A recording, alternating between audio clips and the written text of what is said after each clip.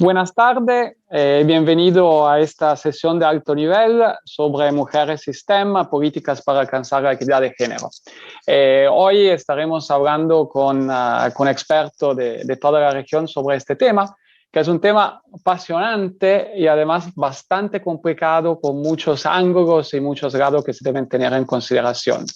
Sí, porque si consideramos en general la paridad de la proporción entre mujeres y hombres en tema de investigadores, la región de América Latina no está tan mal. De hecho, es una de las regiones que está mejor comparadas con otras en el mundo. Y también si vemos la distribución de las publicaciones en revistas especializadas, tampoco estamos tan mal y casi alcanzamos la paridad. Pero bueno, este dato en realidad esconde muchos problemas. Parece muy positivo, pero también esconde muchas heterogeneidad. Primero que nada, obviamente, la masa de investigadores en la región comparado con otras regiones es todavía limitada. Segundo, tenemos una gran heterogeneidad regional entre los países del Cono Sur y los países de andinos o de Centroamérica, por ejemplo, hay grandes diferencias. En Uruguay y Argentina hay mucha más paridad comparados como, por ejemplo, con Perú y con Chile. Y además están todos los problemas que hemos siempre visto en tema de segregación horizontal y segregación vertical. Por un lado, las mujeres se concentran todavía en algunas disciplinas, sobre todo en ciencias sociales, ciencias médicas, mientras algunas otras, como las ingenierías y las ciencias computacionales, todavía ven bajas proporciones de mujeres y además tienen problemas a lo largo de su carrera, teniendo todavía dificultades para alcanzar, digamos, los vértices de la carrera académica. Y hay también otros ángulos más que nos hacen ver que todavía hay un tema, hay todavía un problema, que tiene que ver con la concentración de las mujeres en el sector público y académico comparado con el sector privado, donde hay normalmente mejores sueldos, mayor disponibilidad de fondos para investigaciones. Dato que además se traduce en lo que vemos en tema de inventores y inventoras. La gran mayoría de los que aplican para patentes en América Latina son hombres o equipos de solo hombres. Tengo un dato de México que dice que básicamente el 75% de las patentes que se tramitan en el país son solamente de inventores hombres. Las patentes solamente de inventoras mujeres son el 5%. Entonces vemos que aunque en tema de investigadores quizá tenemos casi paridad, en tema de patentes, por ejemplo, eso no es así. Y bueno, esta situación es el resultado de múltiples ingredientes, desde estereotipos sociales y culturales, balance, vida laboral y deberes de trabajo en el hogar, varios sesgos, tanto implícito y explícito, que han sido discutidos y que siguen siendo discutidos no solo en la región y en todo el mundo. Entonces, ¿cuál es el rol de la política pública para poder en alguna manera dar respuesta a esta situación? Bueno, este es el tema del panel de hoy y lo vamos a hablar, como le decía, con 4 expertos que nos pueden proporcionar respuesta desde de verdad distintos ángulos, tanto del sector público como de organizaciones internacionales y academia. Entonces, yo empezaría a preguntarle a Ricardo Cardona Alvarenga, que es el viceministro de Educación y de Ciencia y Tecnología de El Salvador, y un economista que viene de la Universidad Centroamericana de José Simeón Cañas, con estudio en toda la región centroamericana, en Colombia, en España, con una gran experiencia también en empresas transnacionales. ¿Cómo lo ven desde un sistema de ciencia y tecnología en un país en desarrollo como El Salvador? ¿Y cuál es papel tienen la política y estrategia de género en la inversión y crecimiento del sistema de ciencia y tecnología? Entonces, Ricardo, te doy.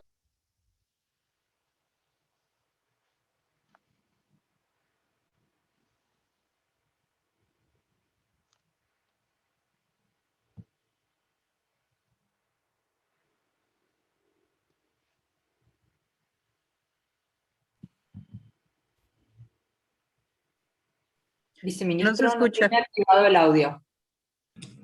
Ahí está. ¿Perdón, ahora? Sí. Ahí está, perfecto. Ahora Gracias. sí, bueno, muchísimas gracias, muy buenos días. En realidad para nosotros es un tema de vital importancia. Hemos estado impulsando el tema de ciencia y tecnología y nos parece corregir, digamos, esta deficiencia que existe sesgada en la educación entre hombres y mujeres es vital para el desarrollo del país y para el desarrollo del mundo en general. Creo que se trata de un tema cultural que está inmerso en nuestro propio ADN, está grabado en nuestro ADN, porque históricamente se ha pensado, digamos, y se han orientado la formación y la vida misma a determinadas actividades. Y eso se ha confundido con la posibilidad de estudiar, de acceder a carreras específicas y de poder desarrollar otras habilidades, destrezas y competencias por parte de las mujeres. Nosotros tenemos una política dedicada, digamos, al tema de género, que tiene como tres ejes principales. El primero tiene que ver con el combate a la violencia contra la mujer, comenzando por el concepto general de no a la violencia en general contra las personas y específicamente contra la mujer, por ese sesgo que existe de formación cultural. En segundo lugar, hacer énfasis en la educación no sexista, que no se enfatice en la educación ciertos sesgos y ciertas diferencias que suelen existir en la tradición y que nos van llevando a fortalecer, digamos, esa deficiencia cultural que traemos en el ADN. Y finalmente, la transversalización del tema de género que permita de alguna forma que esto no sea visto como una materia o como un tema específico que se va a tratar el tema de género, sino que sea algo involucrado en todo nuestro trabajo. Y eso implica de alguna manera tener el concepto amplio de que debemos de trabajar esta transversalización en primer lugar en la transformación curricular. Nuestro currículum debe estar orientado e impregnado, digamos, de esa equidad y esa igualdad en la posibilidad de desarrollar opciones vocacionales, formación técnica, formación profesional, reconociendo incluso como hombre que las mujeres tienen muchas más habilidades para ciertas cosas más que los hombres y normalmente se les inhibe y se les condena, digamos, a no poder desarrollar eso porque el ambiente no se lo permite. En segundo lugar, diseñar todo un modelo pedagógico que permita que tanto hombres como mujeres puedan acceder a diferentes áreas del conocimiento, a diferentes especializaciones, a diferentes formaciones, y no tener ese sesgo, digamos, en la formación de que algunas niñas deben de dedicarse a unas cosas y los varones a otras. Es algo que toca a los dos sexos y yo creo que debe ser ampliado.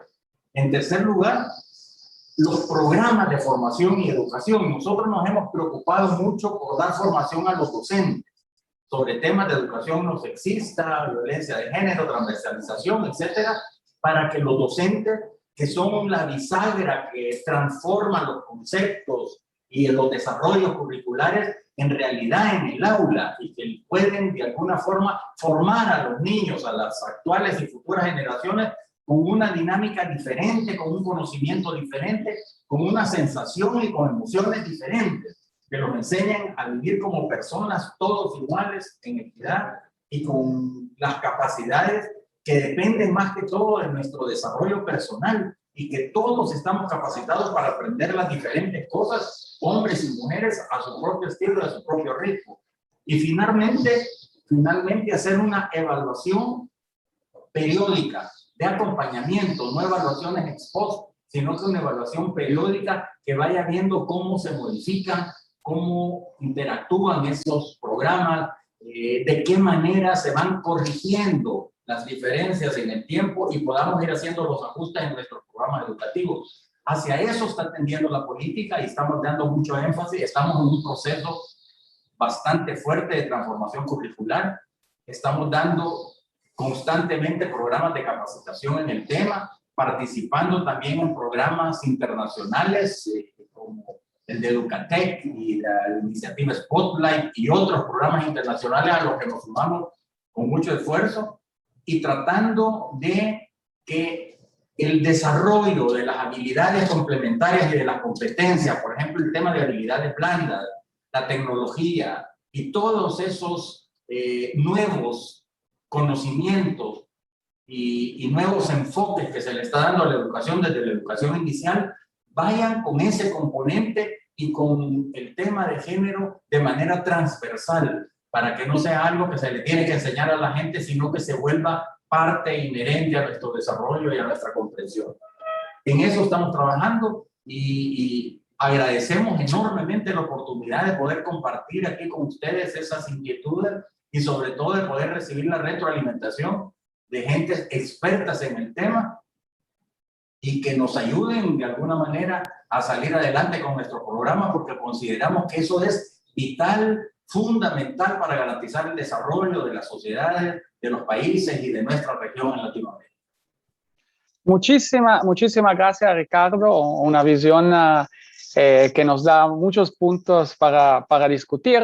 Y ahora quería pasar al otro, digamos, a otro ángulo igualmente importante, que es el ángulo de la ciencia. Y tengo de verdad el honor y el gusto de presentar a la doctora Alicia Dickenstein, que es profesora titular plenaria de la Universidad de Buenos Aires y investigadora superior del CONICET, fellow de la Society for Industrial and Applied Mathematics y de la American Mathematical Society, y de muchas otras instituciones. La verdad que su currículum es impresionante, una de las matemáticas más influyentes, no solamente de la región de América Latina, sino del mundo entero, y ganadora del Premio L'Oréal UNESCO 2021 sobre mujeres en ciencia. Y Alicia, yo quería preguntarte, ¿qué significa para ti y otras mujeres en ciencia haber ganado este premio? Y también, ¿qué más es necesario para visibilizar y celebrar el aporte de la mujer en la ciencia latinoamericana y caribeña? Muchas gracias, Alicia. Gracias por la introducción. Bueno, este Premio Internacional de L'Oréal UNESCO de Mujeres en la Ciencia, por un lado me generó una enorme alegría personal porque es un reconocimiento a la trayectoria, pero también siento una gran responsabilidad para que la publicidad del premio traiga más mujeres a carreras STEM. Y vengo haciendo todo lo posible para que las niñas y las mujeres jóvenes se enteren de que estas carreras existen y para que no se dejen llevar por los prejuicios sociales de que no son carreras femeninas.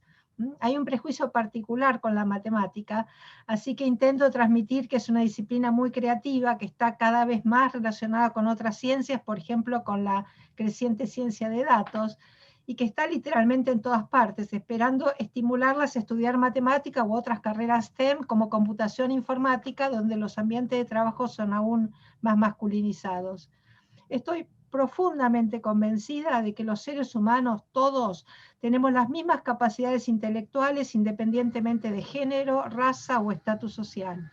Por eso creo que para visibilizar y celebrar el aporte de la mujer en la ciencia, hace falta trabajar en dos instancias igualmente importantes. Una es atraer mujeres a disciplinas STEM. Y la otra es, una vez que ya estén trabajando en estas disciplinas, ayudarlas a desarrollar sus potencialidades desde las distintas instituciones. Entonces voy a destacar algunas iniciativas concretas que conozco, seguramente hay muchísimas más, y algunas actuales, conozco otras previas.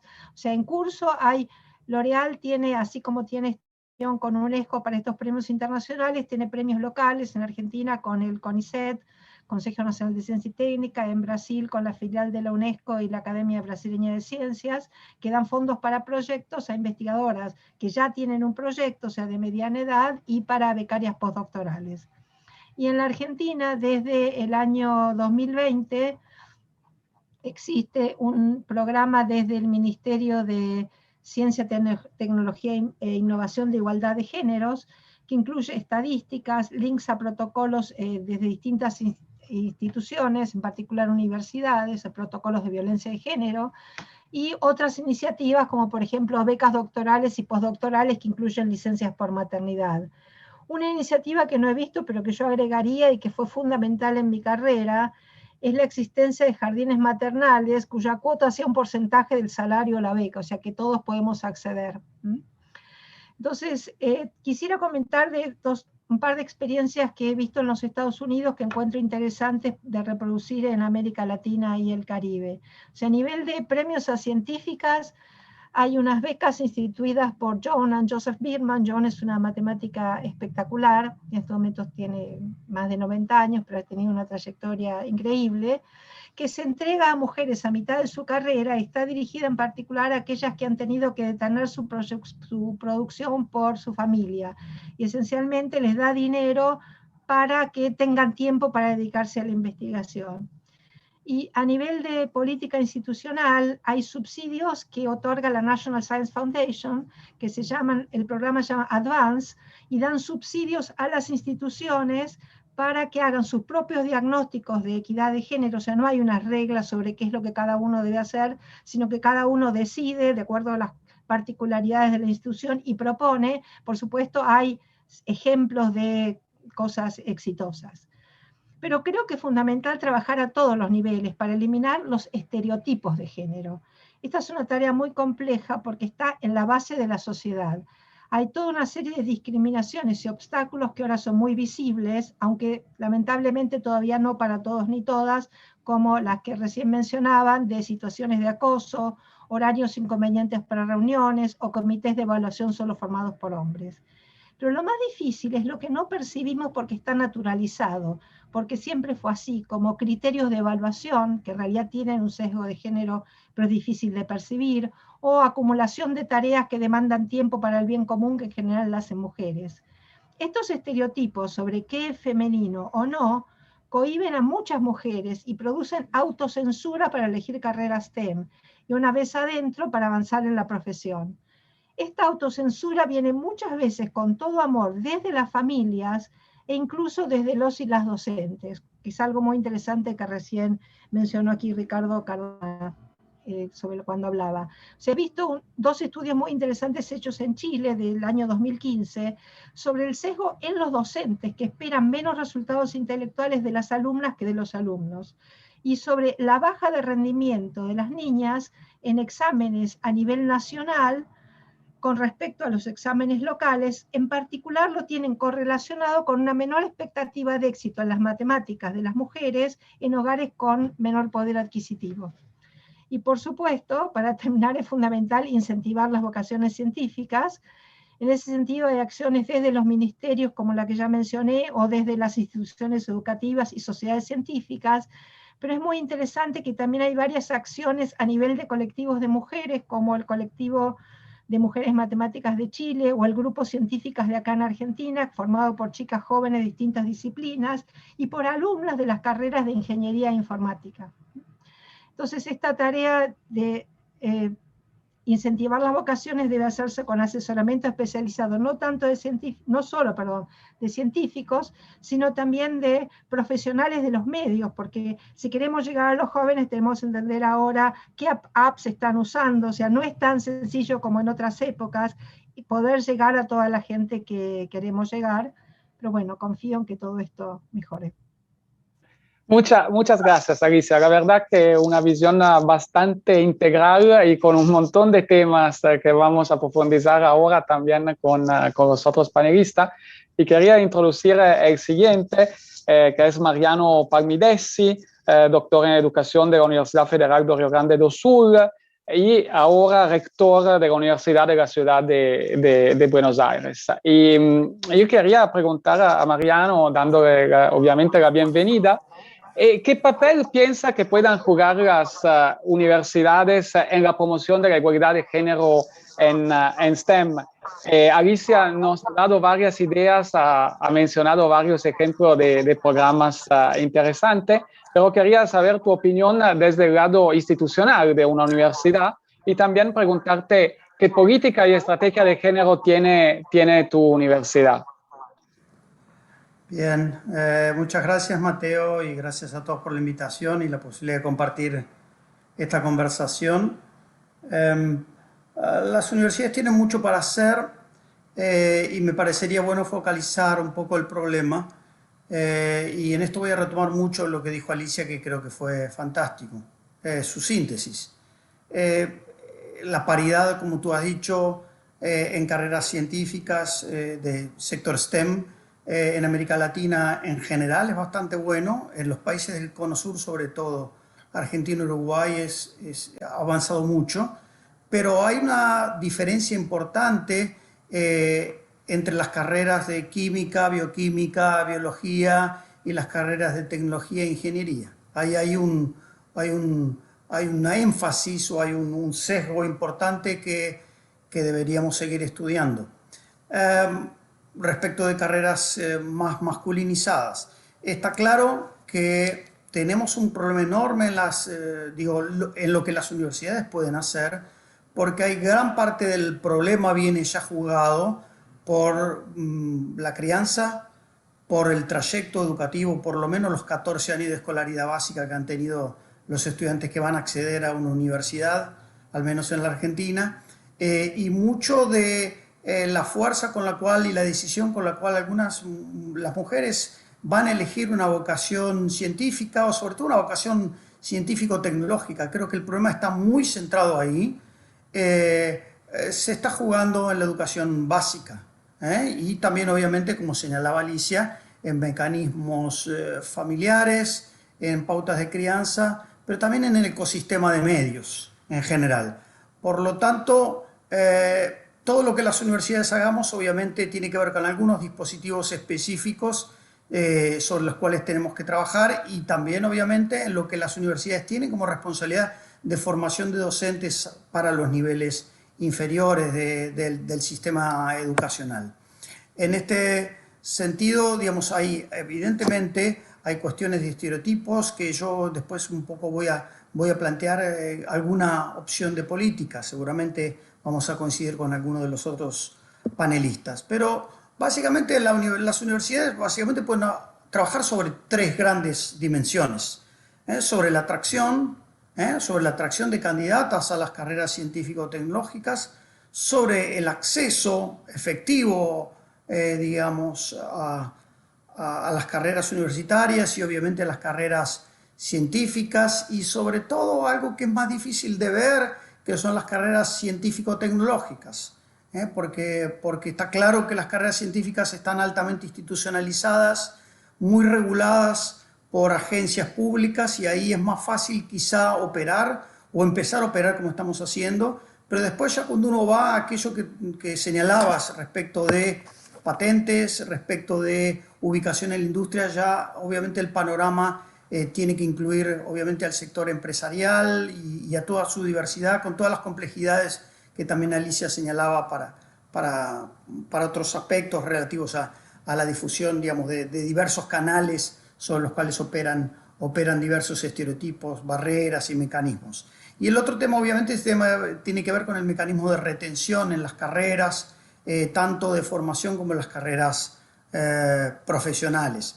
Respecto de la atracción, digamos que el principal tema ahí es trabajar con el sistema educativo desde las universidades y no solo de las carreras científico-tecnológicas, en un tema me parece decisivo, que es no solo qué vocaciones se están promoviendo para las mujeres, sino qué panorama de los empleos y las ocupaciones y las profesiones se están brindando en los sistemas educativos. En el caso de la Argentina puedo decirlo que la promoción y la difusión del problema del empleo, de la evolución de las profesiones en la educación primaria y secundaria es realmente débil en general. Obviamente ahí tenemos los canales que la educación secundaria va preparando, pero posiblemente esto sea tardío y sea muchas veces un reflejo del pasado y no una prefiguración del futuro. Y ahí tenemos un tema con cómo prefiguramos el futuro en términos laborales y profesionales y obviamente cómo hacemos que esto no tenga un sesgo de género y sea una carrera abierta y atractiva para las mujeres. Respecto al acceso, bueno, obviamente hay mecanismos de becas y de proyección que las universidades pueden poner en marcha. En general las universidades están, digamos, con bastantes exigencias encima en algunos casos respecto de algunos de los requerimientos que tienen, pero pueden hacer bastante en algunos casos en el acceso. En el caso de la Argentina, que tenemos un acceso abierto, es una discusión muy particular. En el caso de la retención, obviamente tiene que ver con que cada casa de estudios y ahí todas las políticas públicas que se puedan poner en marcha, como las que señalaba Alicia, respecto de estadísticas, análisis de las tasas de abandono, pero también hay mucha discusión sobre los procesos micro de las carreras científicas y sobre todo, vuelvo a insistir, sobre las carreras científico-tecnológicas o en general las carreras de aplicación y desarrollo tecnológico que no están tan reguladas por los sistemas públicos de incentivos. Ahí necesariamente las universidades en cada sector tienen que hacer un estudio junto con los sectores empresariales para analizar estos mecanismos micro que están trabando el avance de las mujeres y la puesta en marcha, como señalaba Alicia, de algunos dispositivos específicos en ese sentido. ¿Qué está haciendo nuestra universidad? Quiero decirles que ustedes han invitado a un rector de una institución muy particular. Hemos iniciado recién actividades este año. Esta es una universidad cuya primera fase está dedicada a la formación de docentes para el sistema educativo, o sea, a nivel de grado y a nivel de pregrado. Por lo tanto, la principal agenda, y tenemos una carrera de ciencia y tecnología y matemática, para una carrera STEM para maestros profesores de nivel primario. Obviamente nuestro principal foco está puesto en cómo la enseñanza de las ciencias vira hacia una enseñanza no marcada por género, y ahí hay un desafío enorme. Nuestra enseñanza de las ciencias todavía tienen los distintos niveles tradiciones muy divergentes y en muchos casos que están contribuyendo a reforzar este patrón. Los resultados de PISA muestran claramente este sesgo por género de los resultados en ciencias y en matemática, y por lo tanto nuestro principal énfasis está puesto hoy en cómo trabajar en las carreras de formación de profesores vinculadas al sector STEM para problematizar y poner en cuestión y desarticular los estereotipos de género. En segundo lugar, sí, gracias, Mariano. Vamos cerrando porque estamos con muy poco tiempo. Vamos a regresar. Podemos cerrar acá. Iba a hablar de los protocolos de género de la universidad, pero podemos cerrar acá y... Listo, y quizá me lo mencionas en la segunda ronda, ¿te parece? Perfecto. Listo. Entonces, bueno, Mariano, tú mencionaste, digamos, la mención de Mariana sobre lo que es la importancia de la participación en el mercado laboral y todos los skills que van a ser necesarios para hombres y mujeres en la cuarta revolución industrial. En alguna manera nos ayuda a introducir la última participante de nuestro panel, que es Gabriela Ramos, la directora general de Ciencias Sociales y Humanas de la UNESCO, donde supervisa las contribuciones de la institución para construir sociedades inclusivas y pacíficas. Y además está trabajando intensamente en una iniciativa que tiene que ver con el tema de género en inteligencia artificial. Entonces, Gabriela, antes que nada, darte la bienvenida. Y quería preguntarte no solamente qué iniciativa tiene la organización en la promoción de igualdad de género en STEM, sino también particularmente en las inclusiones de mujeres a iniciativa de inteligencia artificial. A ti, Gabriela. Mil gracias por esta invitación. Y de hecho, bueno, yo recién inicié en la UNESCO, menos de un año, pero llevo ya década y media trabajando por temas de género, desde la OCDE antes, ahora en la UNESCO, y una de las preocupaciones fundamentales es justamente esta falta de representación de la mujer, no solo por lo que ya han mencionado tanto Alicia como Mariano en términos del entorno, en términos del piso no está parejo, porque evidentemente uno tiene que dedicarle más a los hijos, pero también el tema de los estereotipos. Y recuerdo una de las publicaciones que coordiné en la OCDE, pues era realmente preocupante ver que niñas que tenían un nivel de desempeño alto en el programa PISA no podían definirse ellas mismas como buenas estudiantes. Entonces no es ni siquiera una cuestión del entorno, es una cuestión en el hecho de que tanto los papás como las escuelas como el mundo que le rodea a las niñas tiene menos nivel de ambición con las niñas. Entonces, cuando tienes menos nivel de ambición, las niñas pues no optan por tomar riesgos, no optan digo, Alicia es una garbanzo de libra, como decimos en México, ¿no? Pero al final del día no, simplemente no se ven en ello y se autolimitan. Y yo creo que ese es el tema, cómo logramos que nuestras pequeñas puedan proyectarse ellas mismas en cualquier carrera que quieren, porque aquí no es una cuestión de obligar a que todo el mundo sea ingeniero. Mi papá es ingeniero, quería que yo fuera ingeniero, no lo soy, pero realmente que sea su decisión y no una decisión de un entorno que limita el desarrollo personal. En México lancé una iniciativa que se llama Niñas STEM Pueden, justamente porque como el premio L'Oréal que tiene la UNESCO con gente como Alicia, las niñas tienen que verlo, tienen que ver que es posible. Entonces, con 70 mentoras de mujeres de muy alto calibre en las ciencias y las tecnologías, les van a hablar a las niñas. El ministro de Educación las invita a que vayan a platicar con las niñas, astronautas, geólogas, o sea, de todos los tipos de disciplinas científicas duras, y van a hablarles a las niñas simplemente pues para que ellas miren que no solo es posible, sino que además es divertido y que tiene muy buenos resultados. Entonces, esa es una premisa básica que creo que es muy importante. Segundo tema, eliminar los sesgos de género de los libros de texto. Aquí en la UNESCO, que somos la organización internacional encargada de los temas educativos, por supuesto hay un enfoque y hay una prioridad global que es el tema de género, pero también porque en la educación ahora con la pandemia, pues estamos muy preocupados porque quienes están en más riesgos de no volver a la escuela, ya deja tú matemáticas o ciencias, simplemente regresar a la escuela, son las niñas. Y quienes tienen más riesgo cuando no están en la escuela de terminar con opciones de vida muy limitadas porque se embarazan o porque las casan a edad temprana, pues son simplemente las niñas. Entonces, ahorita la batalla de la UNESCO es que las niñas regresen a la escuela. Eso es súper importante, porque además no es solo la cuestión de la opción de qué ciencias o qué disciplina te quieres dedicar. Muchas veces los propios papás que podrían tener algún interés en que sus niñas avancen sus estudios en estas materias, sienten que es muy caro y que simplemente pues mejor le dedican al niño porque con restricciones económicas siempre es mejor. Ahora, esto de tener falta de representación adecuada de la mujer en temas de STEM es 3 veces más marcado en el tema de la inteligencia artificial. Ahí yo coordiné un proyecto hace 2 años, en donde con algunos análisis y algunas metodologías muy precisas, resulta que el 85% de todos los desarrollos de inteligencia artificial son elaborados por equipos de hombres solos. Entonces, al final del día, ¿cómo podemos asegurarnos de que existe esta perspectiva? O una perspectiva distinta, no estoy diciendo hombre o mujer, una perspectiva diversa, si al final la mayoría de los desarrollos está siendo elaborados por hombres solos.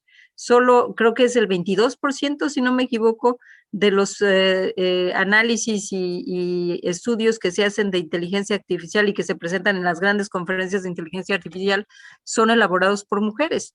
Y luego, pues uno se pregunta, ¿y de dónde los sesgos, no? ¿Y de dónde la discriminación? ¿Y de dónde resultan los algoritmos racistas? ¿Quién los enseñó? ¿No? Bueno, pues no nacieron solos. Ahí alguien tuvo el desarrollo conceptual y justamente pues nuestros sesgos y lo que vemos en el mundo real se repite en el mundo digital. Entonces, ¿qué estamos haciendo en la UNESCO con esta recomendación de la ética de la inteligencia artificial, que tiene que ver con todo el mundo, todo el ciclo de la inteligencia artificial, lo que es la investigación, el desarrollo, la implementación, la evaluación, etcétera, todo el ciclo? Estamos introduciendo la ética en términos de asegurarnos que estas tecnologías no vulneren la dignidad humana ni los derechos humanos. Pero un capítulo muy importante es el de género, porque lo que está sucediendo es que estas tecnologías repiten y magnifican de una manera exponencial los sesgos que tenemos en el mundo analógico. Y entonces esto de que todas las asistentes tecnológicas como Alexa o como Siri tengan voz de mujer, pues ya lo había documentado la UNESCO en su publicación de Me sonrojaría si pudiera, ¿no? Porque cada que uno le dice a Alexa que se ve guapa, eso es lo que respondían, en lugar de decir, oiga, no, son tonterías, ¿no? Pero al final del día estamos súper representadas. Entonces, lo que se está proponiendo son cuestiones muy concretas, cuestiones de acción afirmativa, cuestiones de dedicar recursos a iniciativas y startups que son liderados por mujeres, cuestiones de documentar, ya lo mencionaban los que me precedieron, tenemos que documentarlo, tenemos que hacer ruido, tenemos que se sepa, porque estamos en un mundo tan desigual que discrimina, que subutiliza el potencial de las mujeres, y muchas veces yo misma me doy cuenta que no todo el mundo lo sabe, ni todo el mundo está consciente, ni todo el mundo está interesado en estos temas.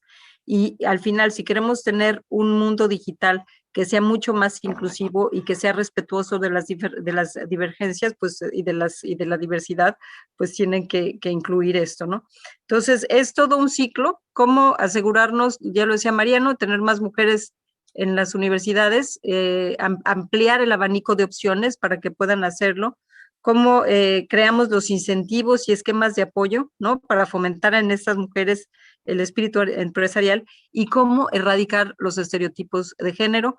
Para esto, a mediados de este año, en junio, vamos a lanzar una red de mentoras a nivel global, role models, que se llama Women for Women, justamente para continuar proyectando y que se vea, porque esto se repite en todo. Ustedes seguramente conocen a Londra de la Parra, que es una de las pocas directoras de orquesta, y ella dice, nadie se da cuenta que soy mujer, y soy de las pocas que está dirigiendo orquestas sinfónicas. Entonces yo creo que tenemos que seguir documentando, tenemos que seguir teniendo estos foros como en SILA, que siempre nos da estas plataformas para poder avanzar pues políticas de alto impacto, ¿no?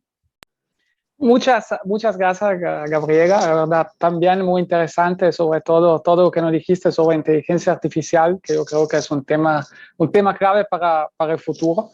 Estamos quedando un poco corto de tiempo, entonces voy a tener tiempo solo de hacerle una pregunta a cada uno adicional, empezando con Ricardo. Bueno, yo estuve bastante impresionado de todo lo que nos contaste, de lo que están haciendo, pero me gustaría preguntarte de lo que no están haciendo. Si pudieras indicarnos algo que van a querer hacer, que todavía no están haciendo, pero piensan que sea fundamental hacer y que van a hacer en el futuro en el tema de mujeres y STEM. Te voy a dar 1 minuto de reloj porque si no, no alcanzamos. Perfecto, muchas gracias. Yo creo que hay 4 cosas importantes que vale la pena rescatar. En primer lugar, es la comprensión del tema, porque no todos tenemos el mismo concepto de cuál es la repercusión de la forma de concebir esto de forma cercana. Entonces tenemos que caracterizarlo de alguna manera, y eso nos va a permitir entender que, como se dijo, son los entornos, el piso disparejo y todas las cosas que se hablan. Eso tenemos que entenderlo bien para poder aplicar nuestros correctivos y nuestros ajustes, digamos, de una manera más efectiva. En segundo lugar, sensibilización, lo que aquí se dijo. No solo sensibilizar sobre los problemas, sino que sobre los resultados positivos. Una sensibilización positiva que se muestre a las mujeres exitosas, que hay muchísimas. Y lo que pasa es que no se conocen, pero hay muchísimas históricamente. Detrás de los grandes pintores, de los grandes inventores, siempre hay una musa, una incentivación detrás, siempre hay un aporte fundamental, intelectual, correctivo, etcétera, que no se conoce. En tercer lugar, profundizar la formación, porque como se ha dicho, educación, formación de las nuevas generaciones es lo único que va a permitir en el mediano y largo plazo transformar ese contenido cultural, y luego evaluar los resultados de todo lo que estamos haciendo para ir corrigiendo en el camino, ir haciendo los ajustes. Me quedaría ahí por el tiempo, ¿verdad? Perfecto. No, muchísimas gracias, muy claro, muy puntual. Paso a Alicia preguntándole algo. Estaba mirando un artículo que decía que en todos los estudios que han salido en revistas internacionales sobre el tema COVID, solo como el 15% mencionan el tema de género como criterio de selección en los participantes de los trials. Entonces, eso es un tema distinto a la participación de mujeres. Pero ¿cómo garantizamos que se tengan en consideración el tema de género en hacer ciencia? ¿Cómo hacemos mejor ciencia en este sentido? Bueno, yo creo que el problema tiene que venir desde muy arriba. Yo creo que hace falta una concientización. Primero, de que todas estas disciplinas científicas son importantes para el desarrollo del futuro de los países. Y luego una concientización de que la falta de este problema de equidad de género, que no la tenemos, genera falta de perspectivas, falta una pérdida de talentos y produce estos resultados erróneos como en estos estudios que están tan sesgados. O sea, yo creo que este trabajo de concientización yo lo empezaría dedicando a los que tienen poder de decisión, a los políticos y políticas, a los empresarios y empresarias, a los directores de institutos educativos y directoras. O sea, empezaría realmente educando y concientizando desde los niveles superiores, pero en estas cosas detalle, las menos perceptibles, las que realmente van a poder producir un cambio en el futuro. Y por supuesto, eso también va a influir que los estudios se hagan en ciencia, se hagan como corresponde. Buenísimo, muchas gracias, Alicia. Entonces, concientización, y le pregunto también a Mariano, desde un punto de vista de universidad, ¿cuál crees que sea, digamos, la cosa más importante que se debe hacer, que todavía no se ha hecho, pero que si tú pudieras, mañana se implementaría en este sentido? Ay, no es fácil decirlo. Yo creo que todavía tenemos que tomar conciencia que en algunas carreras los prejuicios y los procesos de microdiscriminación son muy fuertes. Entonces, y sobre todo en el nexo entre la producción, la investigación científica y el desarrollo tecnológico industrial. Ahí hay un nexo que tenemos que estudiar mejor de diversas maneras, poder verificarlo de manera estadística, pero también mostrar los mecanismos micro para desarmar algunos dispositivos que permitan en la interacción entre Estado, universidades, empresas, mover un poco esa frontera. Perfecto, muchas gracias, Mariano. Y finalmente, para ir cerrando con Gabriela, quería hacerte la misma pregunta. ¿Qué consideras que sea, digamos, una cosa prioritaria que falta para hacer en esta área? Y también quería mencionarte, tú mencionaste una directora de orquesta y justamente entre los años 70 y años 80 la discriminación de género en las orquestas se logró mitigar mucho con audiciones ciegas. Entonces, ¿qué es la audición ciega en el mundo de la ciencia? ¿Tenemos un short track para llegar? No se oye. Ese es justamente el tema, ¿cómo eliminas los sesgos? Yo creo que es el tema fundamental, porque al final nosotros estamos en un entorno social en donde reproducimos lo que vemos, lo que pensamos y lo que la sociedad produce. Entonces, yo no creo que haya elementos, un solo elemento que marque la diferencia. Quizás yo diría a las familias que nos están escuchando, eduquen a sus niñas para soñar, eduquen a sus niñas para volar, crean en ellas. Eso es para las familias. Las niñas tienen el mismo potencial. Eso sería para las familias, pero tiene que ser holístico, porque hay muchos países de la región que todavía tienen que legislar la equidad. Todavía hay muchas empresas que tienen que tener sus cuotas y sus acciones afirmativas. Todavía hay muchos incentivos que tenemos que estar creando para que las mujeres puedan tener el mismo espacio, porque como dije, el piso no está parejo. Entonces, para que esté parejo, necesitamos todas estas medidas y empieza por la cabeza y por la cabeza de los padres que puedan impulsar este desarrollo y este potencial de sus pequeñas, ¿no? Muchísimas gracias, Gabriela. La verdad es que no podíamos pedir un cierre mejor. Eduquen para soñar a sus niñas y solamente me falta agradecer a los panelistas. Yo aprendí mucho y todas las veces que salgo de un panel habiendo aprendido algo, la verdad que creo que ha sido un buen panel. Muchas gracias. Hasta luego a todos.